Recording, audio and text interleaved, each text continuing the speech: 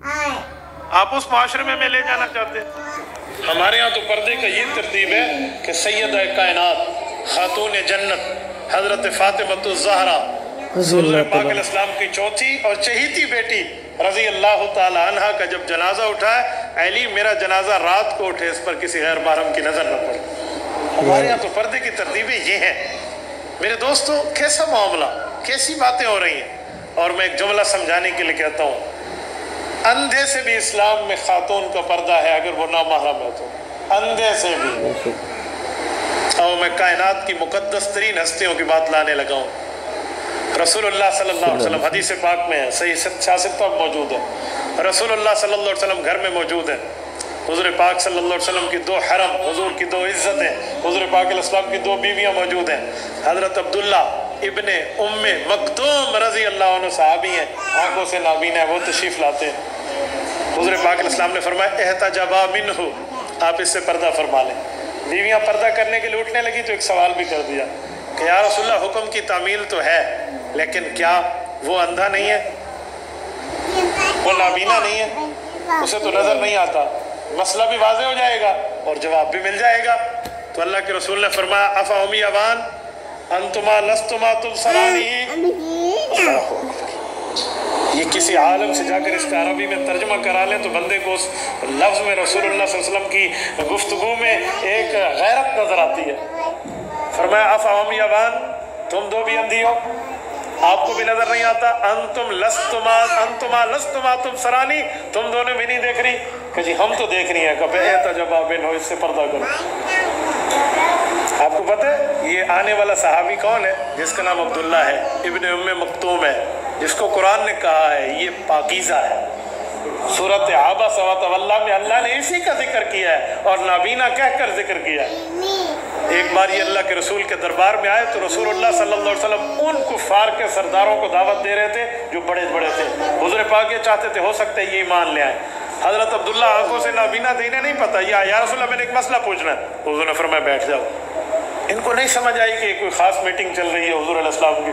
انہیں کچھ ٹائم بعد پھر یا رسول اللہ میں نے ایک مسئلہ پوچھنا ہے۔ حضور نے فرمایا بیٹھ جاؤ۔ غصے سے ارشاد فرمایا نا تو بس یہ دل میں رونا شروع ہوا، مجھ سے تو اللہ ناراض ہو جائے گا، کیا کر بیٹھا میں کیا کر بیٹھا؟ اللہ پاک نے آیت اتاری، فرمایا عبس وتولی، اے میرے پیارے آپ نے اس سے غصہ فرمایا، وتولی اس سے منہ مبارک کو پھیرا، ان جاءہ الاعمی، یہ نابینا آپ کے پاس آیا ہے، وما یدریک لعلہ یزکا، آپ ان پر توجہ دے رہے ہیں، وہ تو پاکیزہ نہیں ہے، وہ تو کفار ہیں، یہ تو پاکیزہ ہونے کے لیے آیا تھا۔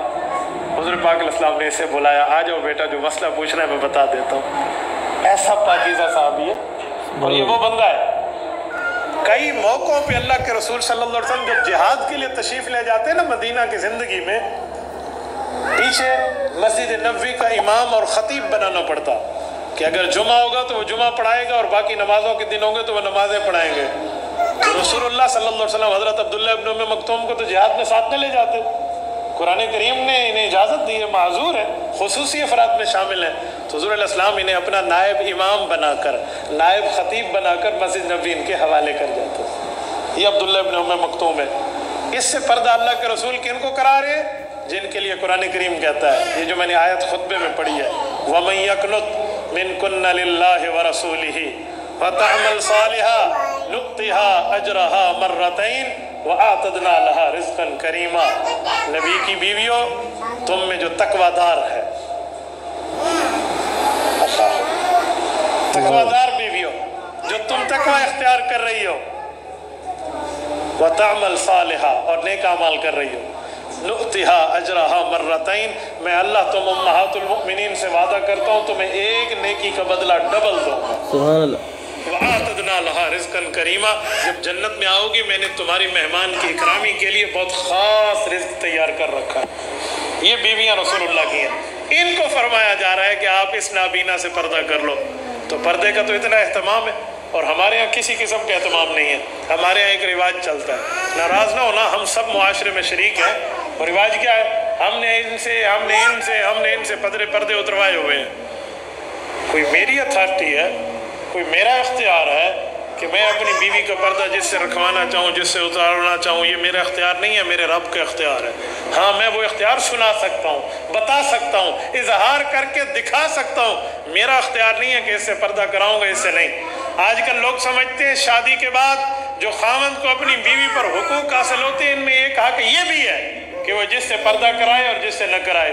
جی نہیں، لوگ سمجھتے ہیں بچی پیدا ہونے اور بالغ ہونے کے بعد باپ کو یہ حق ہے کہ وہ جس سے پردہ کرائے جس سے نہ کرائے۔ جی نہیں، یہ اللہ نے پہلے بتا دیا ہے کس سے پردہ ہے کس سے نہیں ہے۔ باپ اور خاوند کا اس میں کوئی اختیار کا دخل عمل نہیں ہے، کوئی عمل دخل نہیں ہے۔ اس کی مثال تو ایسے ہے، کوئی کہے بس میں نے وضو کر لیا، اب صبح کی 1 رکعت پڑھوں یا 4 پڑھوں یا 6 پڑھوں یا 8 پڑھوں، میری مرضی ہے۔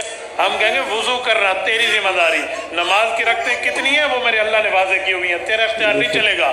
کوئی تیری بچی پیدا ہوئی ہے یا بیوی آئی ہے، اس سے کس سے پردہ کرانا ہے کس سے نہیں کرانا، اس میں تیرا کوئی عمل دخل نہیں ہے، وہ اللہ نے پہلے بتا دیا۔ حرمت علیکم امہاتکم و بناتکم، وہ پوری ترتیب 4 پارے کا آخری صفحہ اٹھائے، رب العزت نے پوری ترتیب دے دی ہے۔ کس کس سے پردہ ہے؟ آپ عوام ہے، میں آپ کو ایک لائن میں سمجھائے دیتا ہوں، آپ اس کو ہر جگہ اپلائی کر لیں تو بس فائنل ہو جائے گا کہ اس پہ لاگو ہوتا ہے یا اس پہ نہیں ہوتا۔ ہر اس شخص سے عورت کا پردہ ہے جس سے نکاح ہو سکتا ہے، یہ فائنل ہے۔ ہر اس شخص سے خاتون کا پردہ ہے جس سے نکاح ہو سکتا ہے۔ یہ اختیار اللہ پاک نے اپنے ہاتھ میں رکھا ہے، خاوند اور باپ کو نہیں دیا، بھائی اور ماں کو نہیں دیا، یہ اپنے پاس ہے۔ ہم لوگ عجیب ہیں۔ ایک جگہ ایک بات ہوئی اور خاوند بیوی کی لڑائی ہوئی اور اس کے سسر اور اس کی سمدھی تک بات گئی تو مسئلہ میرے پاس آیا اور میں نے پوچھا جی بات کیا ہے؟ یہ ہماری بیٹی اس کے ساتھ بیاہ ہوئی ہے اور یہ ہماری بیٹی کو اس کے کزنوں کے ساتھ نہیں ملنے دیتا۔ میں نے خاوند سے پوچھا جی کیوں؟ اس نے کہا جی اس لیے نہیں ملنے دیتا، میری بیوی ہے، میرا اختیار ہے میں جس سے ملاؤں یا جس سے نہیں ملاؤں۔ میں نے کہا تم دونوں غلط ہو۔ کہتے وہ کیوں؟ میں نے کہا جو کہہ رہا ہے نہیں ملانے دیتا وہ میرے پاس شکایت لایا ہے سسر بن کے، یہ بھی غلط ہے، اور جو خاوند کہہ رہا ہے جس سے ملاؤں جس سے نہ ملاؤں یہ جملہ بھی غلط ہے۔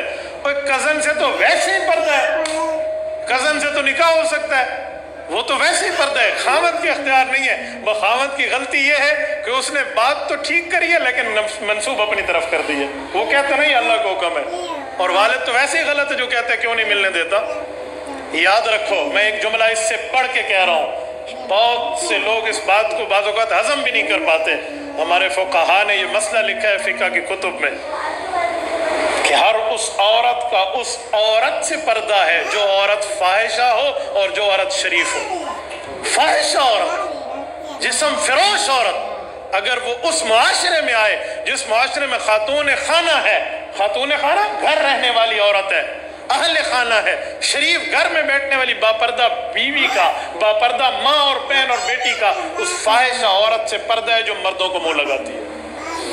اسلام تو اس حد تک بات کرتے ہیں، اس میں کوئی مرد اور کوئی عورت کا کوئی عمل دخل نہیں ہے، یہ اللہ نے پہلے فیصلہ فرما دیا۔ آپ کے گھر میں کوئی بچہ کس عمر تک آ سکتا ہے، اس میں بالغ نابالغ ہونے کو کیا آپ چیک کرتے پھریں گے؟ ہمارے پاس کون سا تھرمامیٹر ہے؟ وہ بچہ کہہ دے میں نابالغ ہوں، وہ بچہ کہہ دے میں بالغ ہوں، میں اس کا ماں باپ تو نہیں ہوں کہ میں نے اس کو دیکھا ہوا ہے غسل کرتا ہے یا نہیں کرتا، ہمیں کیا پتہ ہے؟ اسلام نے بہت آسان اصول دیا ہے، صحیح بخاری میں ہے، اس وقت اس بچے کا گھر میں پردہ کرا دیں جب اس کو عورت اور مرد کے معاملات میں انٹرفیئر سمجھ آنے لگے، جب انٹرسٹ اسے سمجھ آنے لگے نا، یہ شادی ہوتی ہے، یہ مرد ہوتا ہے، یہ عورت ہوتے ہے، بیوی ہے، اتنی سمجھ بوجھ آ جائے نا تو اس کا پردہ کرا دیا جائے۔ ایسے بچوں کو اللہ کے رسول اپنے گھر میں بھی نہیں بھیجتے تھے۔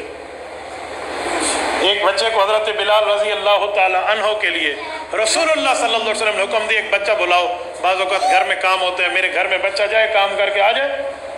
حضرت بلال ایک محنث کو لائے، شیمیل، جس کی کوئی مردانگی نہیں ہے، تھا بچہ، اسے بلایا گیا۔ رسول اللہ صلی اللہ علیہ وسلم نے ایک دن اس سے ایک عورت کے متعلق ایک بات سن لی، یہ تقبل بأربع وتدبر بثمان، یہ علماء سے پوچھ لینا۔ یہ جملہ رسول اللہ صلی اللہ علیہ وسلم کے کان مبارک میں گیا نا، جس میں انٹرفیئروں سے کچھ سمجھ آ رہا تھا کہ یہ اب عورت مرد کے معاملات میں سمجھ بوجھ رکھتا ہے، تو اللہ کے رسول صلی اللہ علیہ وسلم نے فرمایا بلال آج کے بعد یہ گھر نہیں جائے گا، اس کا پردہ ہو گیا۔ میں شیمیل کی بات کر رہا ہوں جس میں مردانگی بھی نہیں ہے، وہ کسی عورت کے آنے جانے پہ بچہ تھا نا، یوں تبصرہ کر رہا تھا، بچگانے میں کیا، کوئی گناہ میں نہیں کیا، لیکن اس تبصرے میں سے بھی اللہ کے رسول نے پردہ کرا دیا ہے. تو اس سے خود اندازہ لگا لیں. اور ہم کیا سمجھتے ہیں؟ تبارک الذی نزل الفرقان